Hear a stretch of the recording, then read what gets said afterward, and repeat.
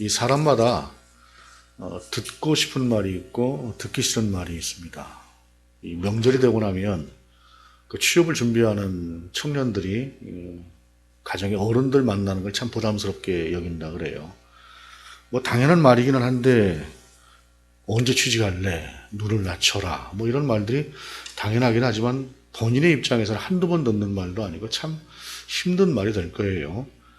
이런 식의 사람이 무엇인가 좀 꺼려지는 그런 말들이 있다고 한다면 교회 안에서도 꺼려지는 말들이 몇 가지가 있습니다. 그 중에 한 가지가 이 헌금이라고 하는 부분이 참 그런 부분이 아닐까 하는 생각을 해요. 오늘 본문이 저는 여러분들이 잘 아시겠지만은 성서 정과에 따라서 쭉 본문을 이어가다 보니까 오늘 이제 본문이 이제 딱 그렇게 나왔어요. 그런데 제가 이제 교회 개척을 하고 10년이 넘게 지내는 동안에 잠깐 헌금에 대해서 언급한 부분이 한두 번 있을 것 같지만은 정식으로 헌금이라고 하는 부분에 대해서 설교를 해본 적은 없는 것 같아요. 왜냐하면 제가 생각하고 제가 믿는 신앙 고백은 어떤 것이냐면 신약 성경 자체에는 사실은 헌금이라고 명확하게 그것을 이야기한 부분이 없어요. 왜냐하면 신약 성경은 우리를 위해서 죽으신 예수 그리스도, 그리고 우리를 위해서 부활하신 예수 그리스도, 그 예수 그리스도의 복음 안에서 살아가는 것 자체가 너무 크고 놀라운 일이기 때문에 뭐 그것만 설명하기도 바쁜데, 그렇게 살아가자고 하는 것만 이야기하는 것도 바쁜데 뭐 헌금의 부분까지 이야기할 필요도 없어서 신약 성경은 분명히 그렇게 쓰여졌다고 봅니다. 또한 성숙한 그리스도인들이라고 한다면 뭐 헌금이라고 하는 부분은 자기가 알아서 하는 거지 그것을 뭐 하라고 해서 하는 것도 아니고 해서 그렇게 쭉 넘어왔으나, 그러나 또 본문이 본문대로 나오는 김에 헌금이라고 하는 부분은 어떤 의미가 있는 것인가 라고 하는 것을 우리가 함께 이 시간 말씀을 통해서 살펴볼 수 있기를 원합니다.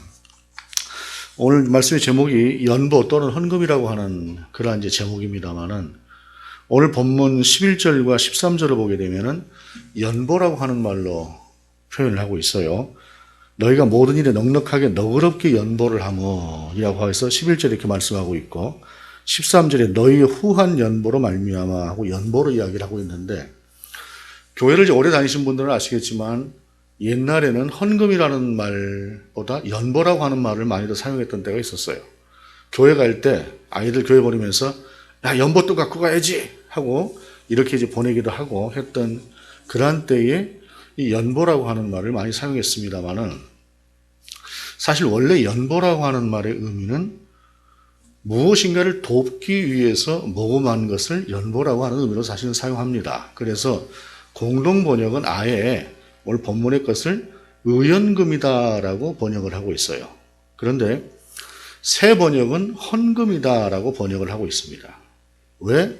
똑같은 말인데 한 군데서는 연보고 한 군데서는 또 의연금이고 한 군데서는 헌금으로 이렇게 번역을 했을까요? 그 이유는 오늘 본문의 맥락으로 볼 때 오늘 본문 헌금이라고 하는 말보다는 연보라고 하는 말이 맞아요. 왜냐하면 헌금은 하나님께 드리는 것이 되는 것이고, 연보는 사람을 위해서, 사람을 돕기 위해서 모금을 하는 것이 연보의 의미이기 때문에 오늘 본문은 예루살렘 교회라고 하는 교회를 돕자고 이 모금을 하는 것이기 때문에 이것은 연보라고 하는 말이 맞으나, 그러나 고대에 적어도 한 2000년 전에 있었던 교회의 모습이라고 하는 것은 예루살렘 교회를 돕자고 해서 모금한 돈이 오늘날 헌금이라고 해서 하나님 앞에 드려진 예물을 가지고 교회가 사용하는 것하고 전혀 다르지가 않아요.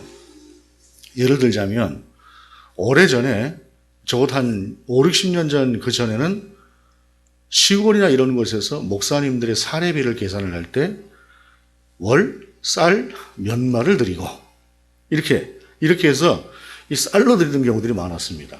왜냐하면 옛날에는 먹고 사는 문제만 해결이 되고 나면 다른 건 문제가 별로 안 됐어요. 고대에 있어서 예를 들어서 사람들이 하나님 앞에 예물을 드린다고 할 때 교회가 그것을 받아서 사용한다고 할 때에 먹는 문제에 거의 다 씁니다.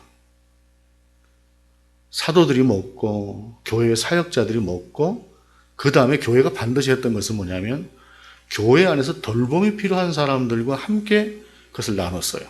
그러니까 먹는 걸로 거의 대부분이 끝이 나요. 그러다가 어디 선교사님들이 오시게 되면 그 선교사님들에게 여비를 조금 드리는 거. 오늘날처럼 교회가 크게 지어져서 한 달에 그 전기세만 최소한 수백만 원 이상이 나가요. 교회를 웬만히 지어놓은 데는 전기세만 수백만 원 이상이 나가는 그런 식의 경상비가 과거에는 필요하지 않았습니다. 초대교회 당시의 예배의 모습을 살펴보게 되면은 소위 그 마가의 다락방이라고 하는 큰 다락, 오늘날 우리의 다락이 아니라 옥상과도 비슷하게 만들어 놓은 그 공간에서 예배를 드릴 때에 큰 집이 있으면 그곳이 예배당이었어요. 그러니까 예배당에 대한 관리 자체가 필요가 없고 그 예배당을 교회로 내어놓은 사람이 그저 관리를 하고 그 자체가 그냥 하나님을 섬기는 기쁨으로 내놓는 것이에요. 그 다음에 또 사도행전을 보게 되면은 솔로몬 행각이라고 하는 곳에서 모여서 함께 신앙생활을 했던 것을 볼 수가 있어요. 그러니까 특별히 오늘날처럼 예배를 위해서 예배당을 짓는 그런 것이 아니었기 때문에 다른 경상비들도 그렇게 별로 필요하지 않았습니다. 그냥 먹는 문제. 사역자들이 먹고 교회의 가난한 이웃들과 함께 나누어 먹고 먹는 것으로 모든 것이 끝났는데 오늘 본문에서 모금을 하는 것도 그것을 위해서 모금을 하는 거예요. 그러니까 이 연보라고 하는 말이 헌금이라고 하는 단어로 사용을 해도 별 이상이 없는 것이에요. 그리고 신약 성경은 하나님께 드려진 헌금이다. 그러니까 헌금은 하나님께 드려진 것을 말하는 거고 연보는 사람을 위해서 쓰여질 것을 위해서 모금하는 것을 말한다고 한다면 신약 성경 자체는 하나님을 위해서 드리는 교회가 이런 식으로 해라 라고 하는 구절은 없다는 말이에요. 그런데 오늘 연보를 통해서 우리는 그래도 헌금의 원리라고 하는 것이 어떤 것들인가 라고 하는 것을 짐작해 볼 수가 있는 것이죠. 아까도 말씀을 드린 것처럼 초대교회는 처음에 교회가 생기면서 사람들이 얼마나 은혜가 넘칩니까? 그러니까 니건 내 것이 없이 그냥 다 내어놓고 좀 있는 사람들은 내어놓으면 없는 사람들은 또 그걸 같이 나눠 먹고 이런 식으로 진행했기 때문에 굳이 헌금을 전혀 강조할 필요가 없었어요. 또한 요즘 교회들을 보게 되면 헌금에 대해서 굉장히 사람들이 그 알레르기 반응을 일으키는 이유 중에 하나는 뭐냐면 헌금이 하나님 앞에 드려진 헌금이 하나님을 위해서 제대로 쓰여지는가 라는 것에 대해서 좀 의문을 갖는 경향들이 없지 않아 있죠. 그런 의미에서 교회가 헌금, 하나님 앞에 드려진 예물을 가지고 하나님을 위해서 제대로 쓰여지는 그런 것들을 계속해서 점검해 나가는 것이 반드시 필요한 부분입니다. 오늘 본문을 보게 되면 이 본문에 나오는 이 1절부터 그 앞에 5절까지는 쭉 연보에 대해서 이야기를 하는데 특별히 예루살렘 교회를 위해서 오늘 본문은 연보를 하자고 하는 거예요. 하나님 앞에 예물을 드리자라고 이야기를 하는 것인데 연보라고 하는 것, 헌금이라고 하는 것은 분명한 목적이라고 하는 것이 있어야 되는 것이죠. 그리고 오늘 본문은 사람들이 그 분명한 목적에 함께 공감했던 그러한 상태로 드렸던 것들을 이야기하는데 먼저 이제 본문의 상황을 보자고 한다면 바울이 한 1년 정도 이상을 예루살렘 교회를 위해서 모금을 했어요. 왜냐하면 복음이 예루살렘 교회에서부터 시작을 했는데 예루살렘 교회가 여러 가지로 위협에 처하고 쇠락의 길로 접어들 수밖에 없었던 상황이 되었어요. 왜냐하면 처음에는 이제 유대인들하고 그리스도인들하고 같이 하나님을 믿는 사람처럼 생각을 하면서 살았어요. 그런데 보니까 구원은 예수 그리스도를 통해서 라고 예수 그리스도는 하나님의 아들, 예수 그리스도는 삼위일체 하나님 이런 식으로 기독교인들이 복음의 정체성이라고 하는 것을 드러내기 시작하면서 유대교인들은 이건 아니다 하면서 그때부터 기독교인들을 핍박을 하기 시작을 했습니다. 그러면서 예루살렘이라고 하는 지역 내에서 같이 신앙생활을 하던 어찌 보게 되면 그냥 같은 하나님을 믿는 사람들이라고 생각했던 그 부류 속에서 예수를 믿는 사람들은 핍박을 받기 시작을 했어요. 오직 유일하신 하나님만 믿는다고 하는 그들에게 있어서 예수님이 하나님의 아들이고 예수님도 하나님이시다, 하나님의 본체시다 라고 하는 이 말을 유대인들은 용납을 하지 못하면서 유대교와 기독교가 갈라지기 시작을 한 겁니다.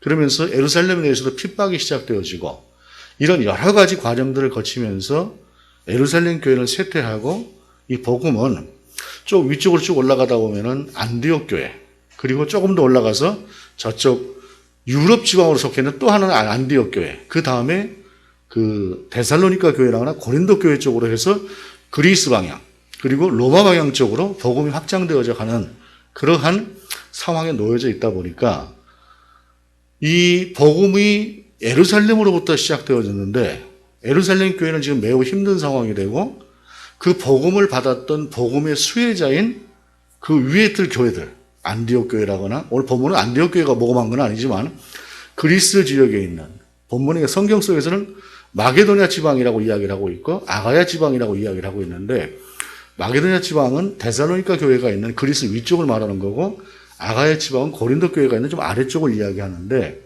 그 위에 쪽으로부터 예루살렘 교회를 돕자 하는 헌금이 시작이 된 거예요. 연금이.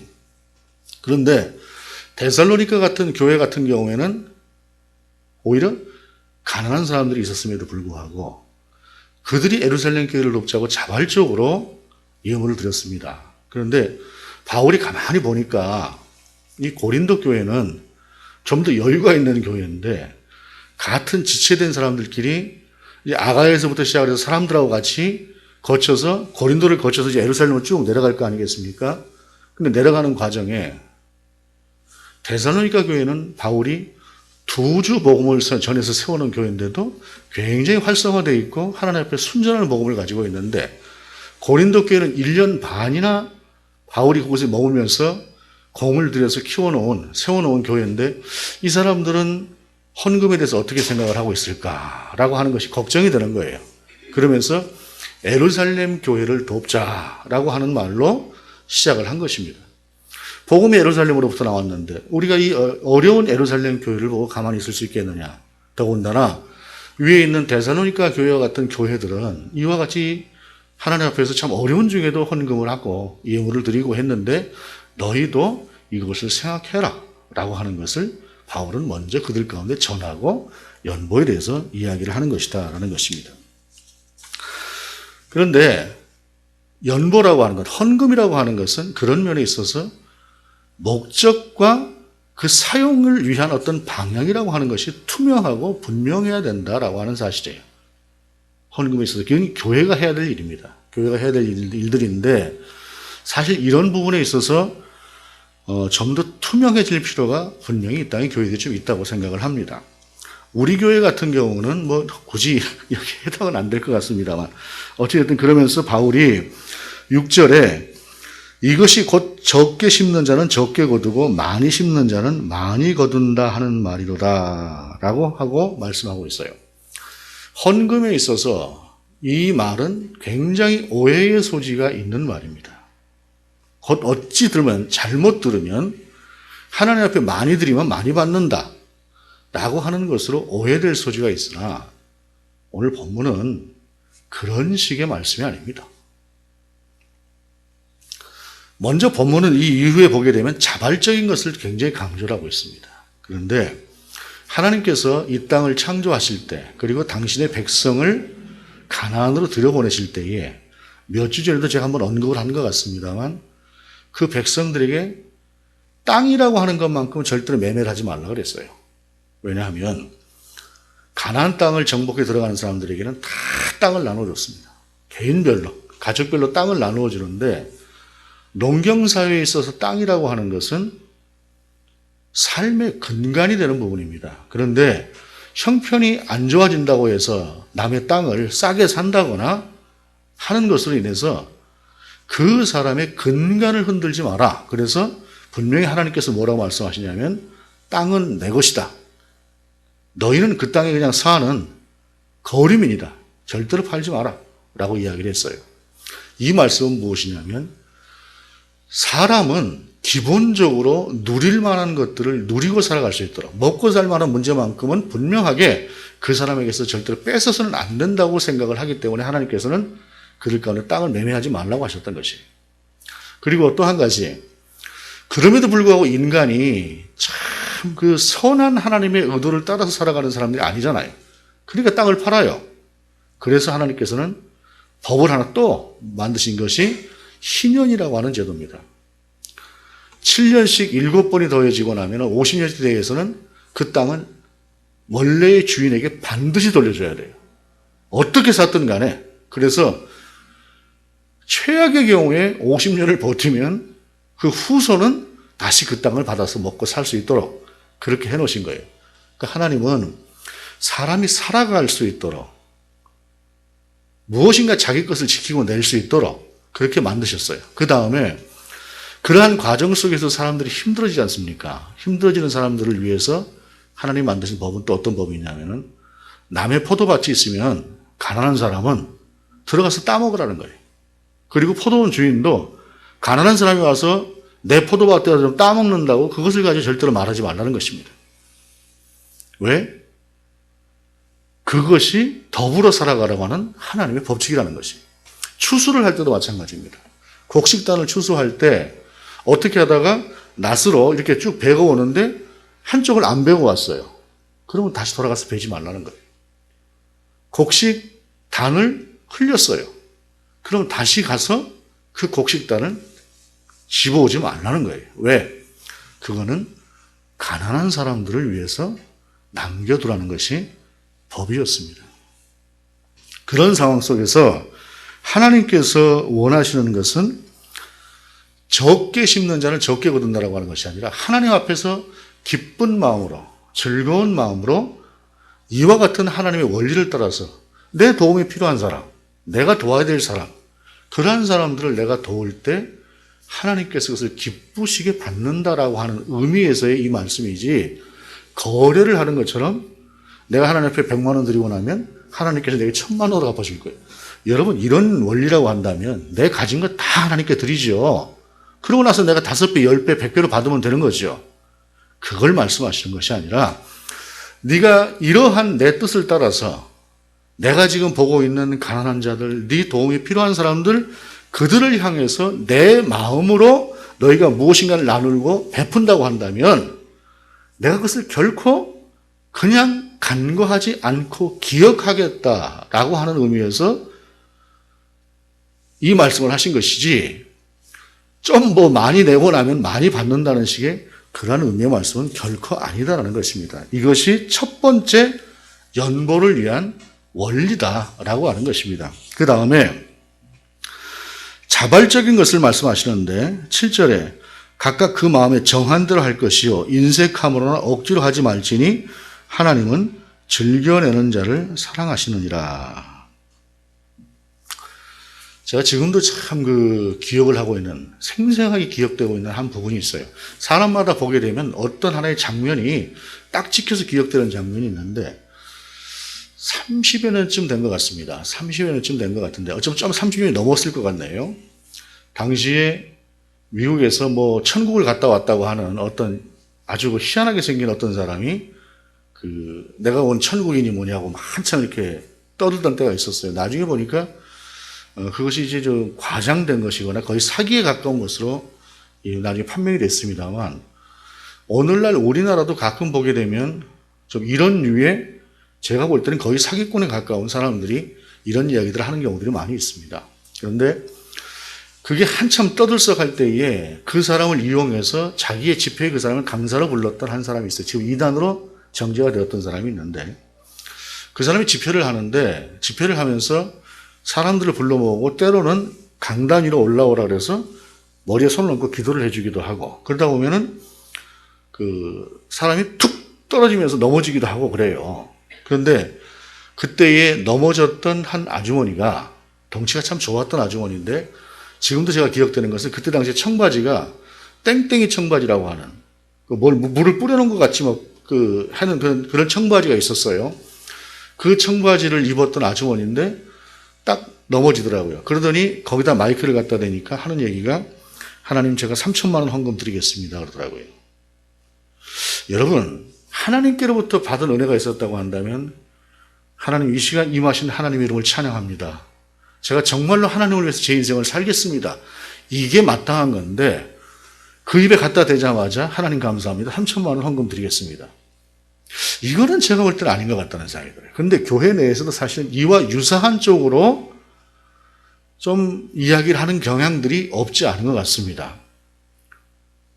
이런 분위기를 따라서 경우에 따라서는 내가 힘들고 어려움에도 불구하고 할 수 없이 헌금을 해야 되는 그런 분위기로 몰아가는 경우들도 없지 않아요. 저는 이것이 결코 성경적인 방식은 아니라고 생각을 합니다. 제가 주보에 다른 교회들처럼 헌금하면 헌금자 명단을 안 넣는 이유가 있습니다. 나는 내 신앙을 따라서 11절을 드릴 수 있어요. 그런데 나는 내 형편을 따라서 11절을 못하는 사람도 있을 수 있습니다. 나는 내 형편을 따라서 감사의 예물을 드릴 수가 있습니다. 그런데 나는 내 처지가 감사의 예물을 드리기를 힘든 사람이 있습니다. 그래서 그걸 보고 누구는 했네, 누구는 안 했네, 자연히 이렇게 볼 수밖에 없는 그런 것을 저는 주보에 넣지 않는 거예요. 11조도 드릴 수 있는 사람은 하나님 앞에서 드리는 것이고, 감사헌금도 하나님 앞에 드릴 수 있는 사람은 드리는 것이지, 이게 이런 식으로 강요돼서는 안 되는 것이. 본문은 철저하게 자발적인 것을 이야기하는 것이에요. 그러나 인색하지 말라라고 말씀하는 것입니다. 고린도 교회가 좀 여유가 있었어요. 근데 가난한 교회들은 최선을 다해서 하고 있는데 고린도 교회는 그렇지 않은 것 같으니까 바울이 인색하게 하지 말라라는 것입니다. 우리가 하나님 앞에서 나 자신의 상황, 그리고 내가 속한 공동체에 대한 나의 의무라고 하는 것을 한 번씩 깊게 생각해 볼 필요가 있습니다. 그리고 내 신앙적인 결단을 따라서 그것을 행하면 그만인 것이죠. 그러면서 하나님께서 하나님이 능히 모든 은혜를 너희에게 넘치게 하시나니 이는 너희로 모든 일에 항상 모든 것이 넉넉하여 모든 착한 일을 넘치게 하려 하심이라. 하나님께서는 모든 것을 넉넉하게 주실 수 있는 분이죠. 그런 것으로 인해서 지금 고린도 교회 교인들의 대다수는 그런 넉넉함을 유지하고 있다라는 것이에요. 그리고 그 유지함이라고 하는 것은 바로 하나님께서 필요로 여기시는 사람들을 향해서 나눔을 위해서 하나님께서 준비하신 것이다라는 것입니다. 사람은 제가 보는 성경적인 베품과 나눔이라고 하는 것은 내가 나눌 수 있는 정도가 되었을 땐 나누는 것이고요. 내가 그 베품을 받아야 되는 입장이 되면은 부끄러워할 필요가 없는 것입니다. 당당하게 하니까 좀 너무합니다만 겸손하게 그것을 받는 것도 하나님의 방법입니다. 하나님께서 무엇인가 나에게 베풀 만한 것들을 허락하셨다고 한다면 그대로 베푸는 것이고, 형편이 되지 않아서 내가 누군가의 도움을 받아야 될 처지가 있다고 한다면 그것을 비굴한 것으로 여길 것은 아닙니다. 하나님께서 주신 것을 나누어 주는 것으로 감사하게 여기면서 받는 것이 필요한 것들이죠. 그러면서 11절에 보게 되면 너희가 모든 일에 넉넉하여 너그럽게 연보를 하면 그들이 우리로 말미암아 하나님께 감사하게 하는 것이라. 이방인 기독교인들 입장에서 복음이 처음 시작되었던 예루살렘 교회를 돕는다고 할 때에 그들의 마음이 얼마나 기뻤을까요? 우리에게 구원을 주신 예수 그리스도, 그 예수 그리스도가 예루살렘에 있는 골고다의 언덕에서 죽으셨어요. 그리고 그곳에서 부활하셨어요. 그리고 그곳에 있는 이스라엘의 백성들 가운데 나타나셨어요. 그리고 그들이 하나님을, 예수 그리스도를 영접하고 그리스도인으로서 살아가면서 그 복음이라고 하는 것을 하나씩 전하면서 그 복음이 안디옥을 거쳐서 아시아 쪽을 거쳐서 고린도와 그 후에 데살로니가와 그 지역에까지 복음이 확장이 돼서 왔어요. 죽을 수밖에 없었던 내가 그렇게 시작된 복음을 받고 이제 그리스도인이 되었어요. 그런데 그렇게 시작을 했던 지금 예루살렘 교회가 힘들고 어려운 처지가 되었으니 이제 내가 그걸 도울 기회가 생겼다 할 때에 이때 당시에 데살로니가 교회와 같은 그런 사람들 입장에서는 이게 얼마나 큰 기쁨이었겠습니까? 적게 드리고 많이 드리고의 문제가 아니라 내가 내 형편을 따라서 그들을 도울 수 있다고 하는 것 자체가 크나큰 감동이었겠죠. 또 한편으로 볼 때에 그 도움을 받는 예루살렘 교회 입장은 어땠을까요? 어찌 보게 되면 부끄러울 수 있지 않을까? 라는 생각이 들 수도 있겠으나, 그러나 여러분 생각해 보십시오. 자식이 잘 돼서 부모에게 이제 아버지, 어머니, 제가 이제 아버지, 어머니께 무엇인가를 해드릴 차례가 됐네요 라고 하면서 자식이 부모를 향해서 무엇인가를 가지고 온다면 그것이 부끄러움이 될까요? 그건 기쁨과 감사가 되는 것입니다. 아이고, 이제 내가 늙어서 자식들 도움이나 받고 이러는 사람은 아무도 없어요. 이제 어느새 자식이 커서 나를 도울 상황이 됐구나 라고 하는 기쁨과 감사가 있는 것이죠. 마게도냐와 아가야 지방에 있었던 교회들은 모 교회를 도울 수 있는 그 도움의 기쁨이 있었다고 한다면 예루살렘 교회는 이제 복음이 확장되어져서 그들에게까지 건너가고 이제 그들이 오히려 우리를 돕는다고 하는 그 도움을 받을 수 있다고 하는 그 열매, 우리의 헌신과 우리가 복음을 전하고자 했던 그 전도의 열정이 이제 이와 같은 결과를 만들어냈구나 라고 하면서 그 도움을 얼마나 기쁘고 즐겁게 받아들였겠습니까? 하나님 앞에 드리는 예물이라고 하는 것은 이것이 연보가 아니라 헌금이라고 하는 것이라고 할지라도 이와 같은 기쁨 속에서 드리는 것이 마땅한 것이고, 또한 그와 같은 헌금은 이와 같이 감사가 넘칠 수 있고 기쁨이 넘칠 수 있는 하나님의 뜻 안에서 쓰여지는 것이 마땅한 것이다 라고 하는 것을 본문은 우리 가운데 보여주고 있습니다. 그러면서 본문 12절 이하는 이렇게 말씀하고 있어요. 새 번역을 읽어드리겠습니다. 개역 개정보다는 새 번역이 더 쉬워요. 느낌이. 여러분이 수행하는 이 봉사의 일은 성도들의 궁핍을 채워줄 뿐만 아니라 많은 사람들로 하여금 하나님께 감사를 넘치게 드리게 할 것입니다. 여러분의 이 봉사의 결과로 그들은 하나님께 영광을 돌릴 것입니다. 그것은 여러분이 하나님께 순종하여 그리스도의 복음을 고백하고 또 그들과 모든 다른 사람에게 너그럽게 도움을 보낸다는 사실이 입증되었기 때문입니다. 그들은 또한 여러분에게 주신 하나님의 넘치는 은혜 때문에 여러분을 그리워하면서 여러분을 두고 기도할 것입니다. 고린도 교회 사람들은, 또 그 위에 있는 데살로니가와 그 지방에 있는 사람들은 우리가 십시일반을 모아서 돕는 그 도움이 예루살렘 교회의 교회들의 성도들에게는 이와 같은 기쁨이 될 것이라고 하는 이 바울의 말씀 앞에서 또한 그 기쁨이 내 기쁨처럼 느끼는 그런 느낌으로 이 예물을 하나님 앞에 드렸다라고 하는 사실입니다. 그리고 이 말씀을 통해서 알 수 있는 것은 그들이 왜 이렇게 도왔을까요? 그것은 그리스도 안에서 형제된 자들이기 때문에 그렇습니다. 우리 지금 이 공간 안에 있는 우리 모두도 그리스도 안에서 형제요 자매된 사람들입니다. 이와 같은 돌봄이 우리 가운데 필요하고, 이것은 물질의 문제만이 아니라 마음에 있어서도 이와 같은 마음들이 필요한 것이다 라고 하는 사실이죠. 누군가는 연약하여서 우리의 기도가 필요한 사람이 있습니다. 그렇다고 한다면 그에게 우리의 기도를 하나씩 더 하는 것, 이것이 우리의 의무가 될 수 있을 것입니다. 누군가는 그래도 상황이 돼서 예물을 드릴 수 있는 사람이 있을 수 있을 것입니다. 그런데 누군가는 또한 그렇지 못하는 사람이 있을 것입니다. 여기에 대한 판단은 우리가 하는 것이 아니죠. 그것은 오직 하나님만이 하실 수 있는 부분입니다. 그래서 드릴 수 있는 사람도 드릴 수 없는 사람도 하나님 앞에서는 자유할 수 있어야 되는 것이 바로 이 예물에 대한, 헌금에 대한 하나님의 뜻이다라는 것입니다. 그럼에도 불구하고 성경이 예물에 대해서 이야기하고 있는 부분은 하나님께서 그것을 통해서 그 마음을 보시기 때문이다라고 하는 사실입니다. 우리가 잘 아는 것처럼 복음서에 나오는 마가복음 12장과 누가복음 21장에 소개하고 있는 가난한 과부의 두 렙돈에 대한 이야기가 있습니다.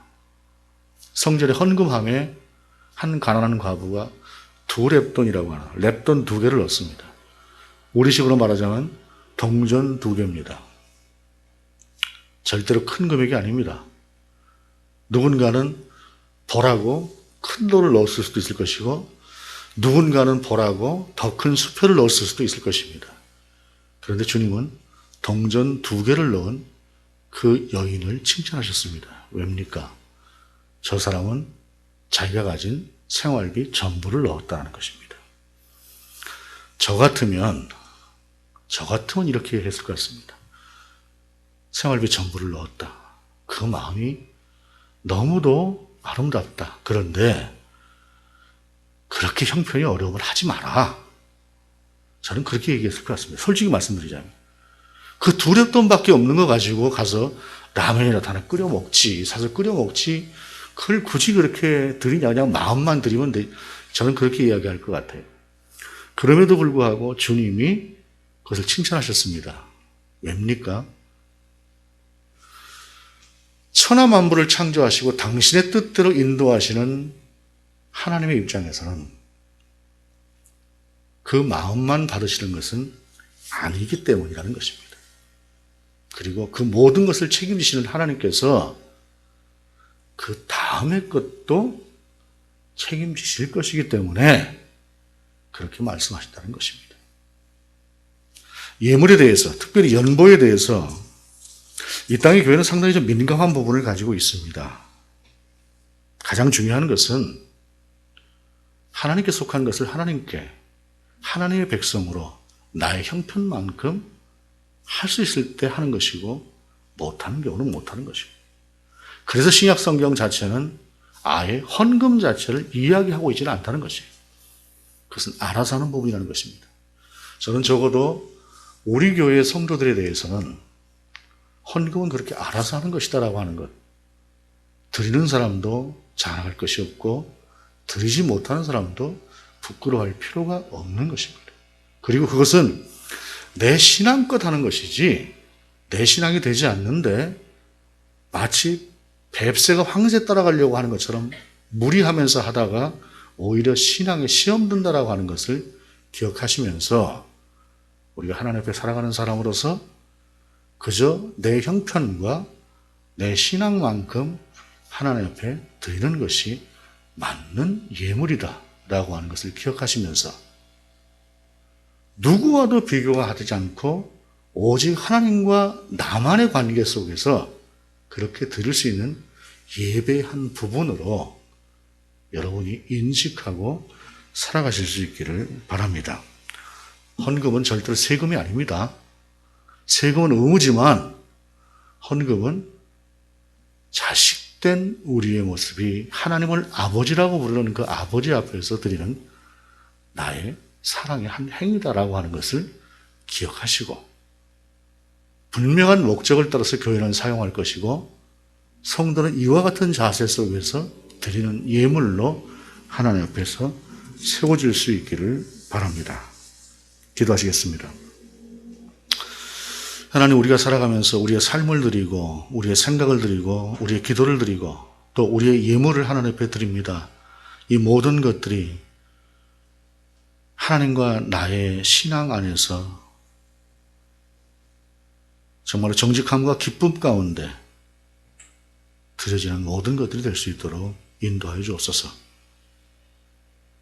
드리지 못한다고 안타까워할 수 있으나 부끄러워하지 않도록 인도하여 주시고 드릴 수 있는 것으로 감사하되 교만하지 않는 우리가 될 수 있도록 우리의 평생을 그렇게 인도하여 주옵소서. 주 예수 그리스도의 이름으로 기도드립니다. 아멘.